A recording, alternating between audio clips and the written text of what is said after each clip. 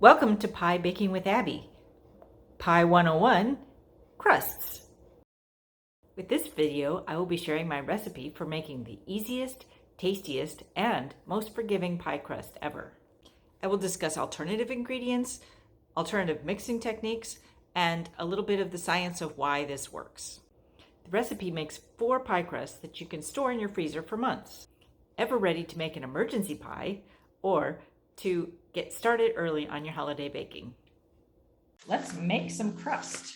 4 cups unsifted flour, 1 tablespoon sugar, 2 teaspoons of salt, 1 3/4 cup shortening and butter, 1/2 cup water, 1 tablespoon apple cider vinegar, and 1 large egg. Equipment you will need: a pastry cutter or 2 knives, a fork, a large mixing bowl, measuring spoons, 1 cup measuring cups, dry and wet, wax paper, and 4 sandwich-sized Ziploc bags. I have been pie baking since I was a kid.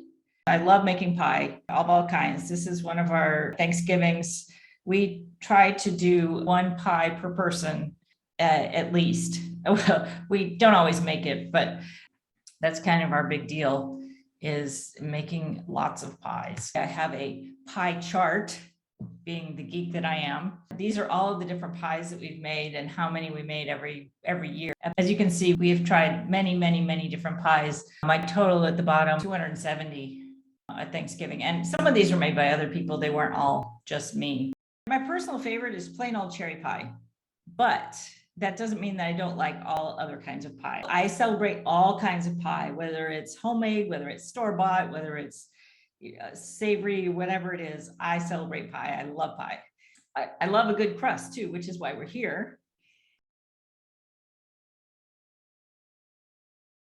So here I have 3 cups of all-purpose flour, and I'm going to put 1 cup of my whole wheat pastry flour in with it. Gold medal. Just regular old, plain old all-purpose flour works just great. The white wheat is what's used for pastries. Bob's Red Mill whole wheat pastry flour. So why do I use whole wheat flour as part of my flour? I just like the taste of it. It makes it a little bit more nutty. And I've tried all whole wheat. I've tried all white. All white works just fine, but I like that little extra flavor that you get with a little bit of whole wheat in it. All whole wheat is really kind of gritty. It doesn't become flaky. It kind of just is more gritty. And so I don't use all whole wheat, and I don't use whole wheat regular flour, just the whole wheat pastry flour, because again, it doesn't develop the layers that you want in a pie crust. It doesn't matter if the flour is unbleached or not. I use unbleached flour, but there's no difference really in how it performs, unbleached or bleached. I have a tablespoon of sugar and 2 teaspoons of salt. And I'll start with my favorite one. It looks all bent up, but it works. I like to use it like a whisk, so I just mix it all up together so that all the ingredients are just kind of all mixed up together, and you don't get all the salt in one bite. I'm going to add my Crisco, 3/4 cup of Crisco, and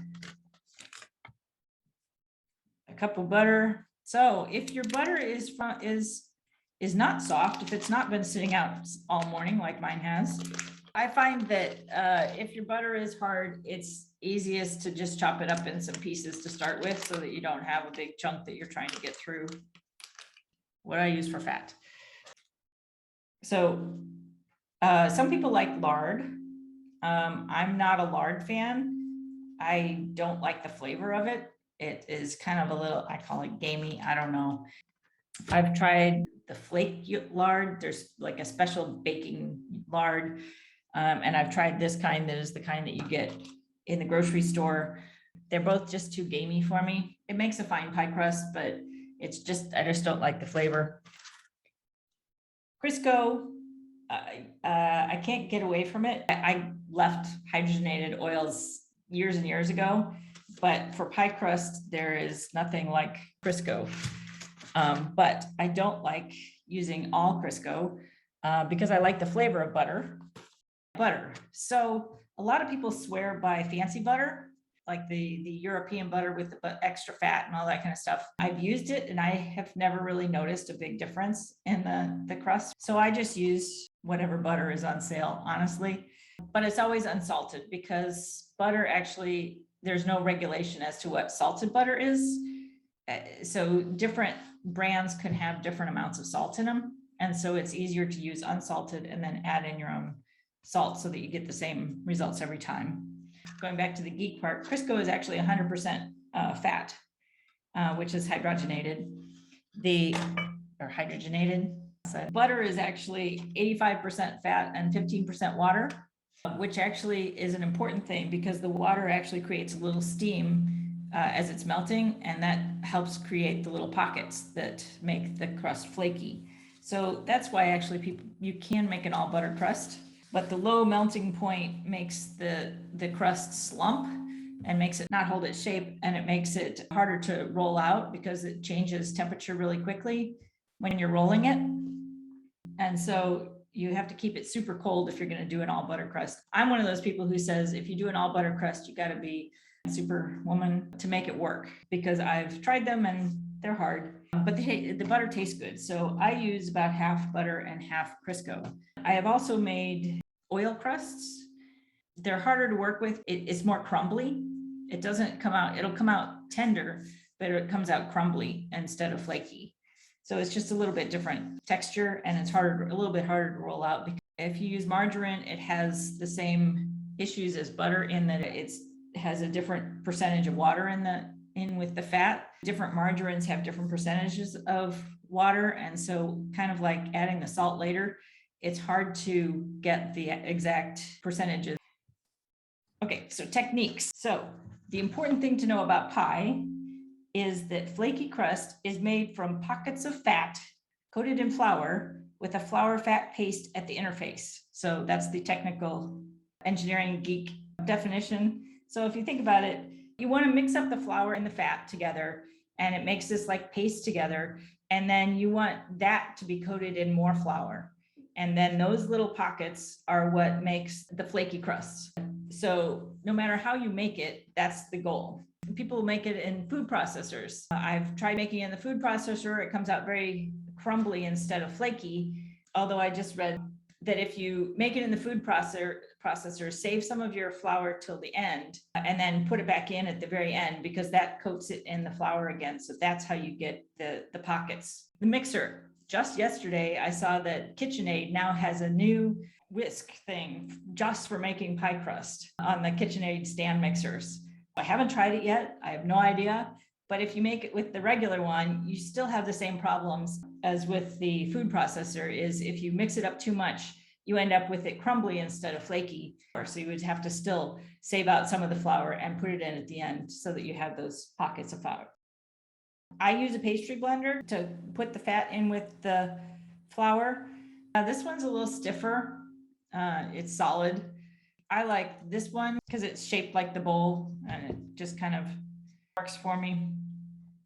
So the bonus about pie crust is that the same method that you use to make the pie crust, putting this flour and this, it always sticks. It's a messy prospect. The same method for cutting in the flour and the shortening is what you use to make biscuits. Biscuits are super easy and quick. If all you have is knives, knives work too. You just kind of keep cutting.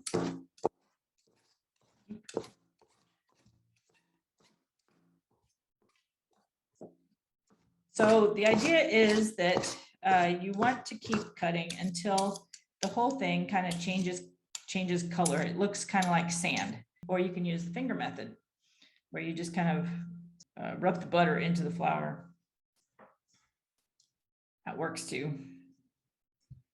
All of these methods work. This one's a little messier. So this one is more just squish it straight down rather than do it to the side. I like to turn my bowl as I do it just because I don't know, just habit.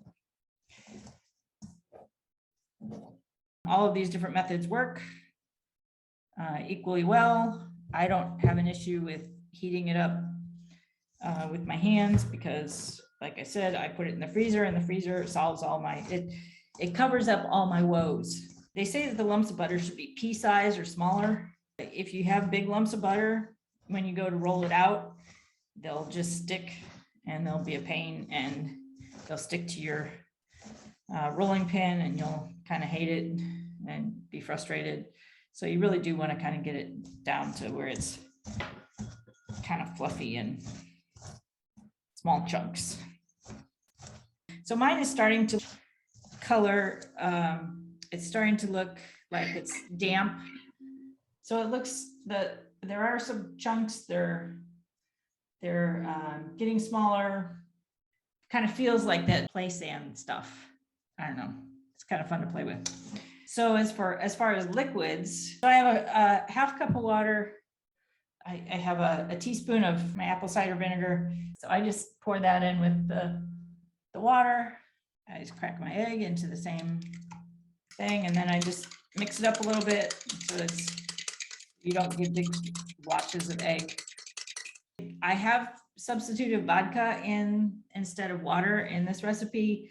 It's a little bit stickier. The theory is it evaporates and it leaves you with just the crust, and it's supposed to be just fabulous, and you don't taste it. And I thought I tasted it and I thought it wasn't as good. And so I just stick with water. My recipe calls for a little bit of apple cider vinegar. I use this organic, unfiltered, raw apple cider vinegar. It's mostly for taste, adds a little bit of tartness to it. A lot of acid will slow the gluten production, which is good because you don't really want your crust to be bready, but you need a little bit of gluten to make it roll out easy enough, make it hold together a little bit better. So you need a little bit of egg in my recipe. It makes it easier to roll out. It makes it much more forgiving. The sugar is actually considered a liquid when you're baking because of its melting point, its melting properties. It increases the tenderness a little bit. It stops gluten development. So, all of these things kind of temper the gluten. I'm going to get my wax paper ready. I have these wax paper squares that we use to cover things in the microwave. You can use regular wax paper, you can use parchment paper, but I get 4 squares of one of those things ready. Just pour the liquid on top, and then I just stir it up with the fork that I used, and it should start sticking together. Don't need to over stir it. Just when it just starts sticking together, stick your hands in it. Make sure all of the dry stuff at the bottom is absorbed. And then squish it together. There we go. And now I divide it in 4. And it's very sticky, but don't worry about that. You'll fix that when you roll it out. So I put 1 blob on each piece of paper. The reason I use the parchment paper, then I'll roll it out from on top of this wax paper, and I won't have to transfer it to something else. Plastic wrap will be hard to roll on. So then I just smush them down and make like a little hamburger patty out of each one. And it doesn't have to be exact, I didn't measure, I didn't weigh it or anything. The recipe originally called for 5 pie crusts, and I turned it into 4 pie crusts because I like deep dish pie crusts, deep dish pies. Most people don't roll them out very thin, so it's easier. So then I just put each little hamburger patty of stuff in a little baggie to keep it from tasting like a freezer. And I will pop these in the freezer until next week. The last piece is resting. You want, after you put those layers of the fat and the flour, you want the flour to absorb the liquid that's in there. And so you have to hydrate it. So you want it to rest. It changes the structure of it. Resting and making it cold relaxes the gluten. I don't know if you've made pizza crust before, but if you try and roll out a pizza crust right away, it'll just spring back at you. But if you let it rest for a few minutes, it will actually be rollable. Same thing is true with the pie crust. It helps it roll better if it's been in the freezer or fridge. That's the beauty of having it in the freezer because it's always there, and you'll find that it's just really easy to pop them in the fridge and then just roll them out when you need one. When you put it in the fridge, you'll need to set it out on the counter. You can't roll it out from the fridge. It'll still be too hard. It should feel cool to the touch, but be pliable. Use the belly button test. If I stick my finger in the dough and can see a belly button, it's usually ready to go. So next Saturday, get them out of the freezer. Next Sunday morning, get them out of the fridge, an hour and a half, 2 hours, take them out of the fridge. It depends on how warm your house is. So the white whole wheat is the same wheat used as the whole wheat pastry flour. It's a lighter wheat, less gluten, but they grind it finer for the pastry flour. So regular white whole wheat flour, like I've seen from King Arthur, would still be a little bit more gritty than the pastry flour. So how important is it for egg and fat to be cold? I have had mine out sitting on the counter all morning. That's why I like doing this pie crust, is because it is very forgiving and I just do what's easy. The freezer is your friend. The freezer is actually what fixes it for you and makes it all work. If you do all butter, you kind of want it to be as cold as you can so that you don't mush it all up and make it into oil and before you start, so that you don't lose the flakiness from it. I've made pie crust from I got it out in the morning. Now it's like 7 o'clock at night and I still haven't made it yet. And oh yeah, now my butter's been sitting out all day. So it doesn't really have to be cold. Thank you for watching. I hope this video and its companion video, Pie 102, Pie Assembly, inspire many folks to try something new in the pie realm. Pie is unpretentious, but it has a magical quality of bringing people together when shared. Try it. Make some crust and share a pie.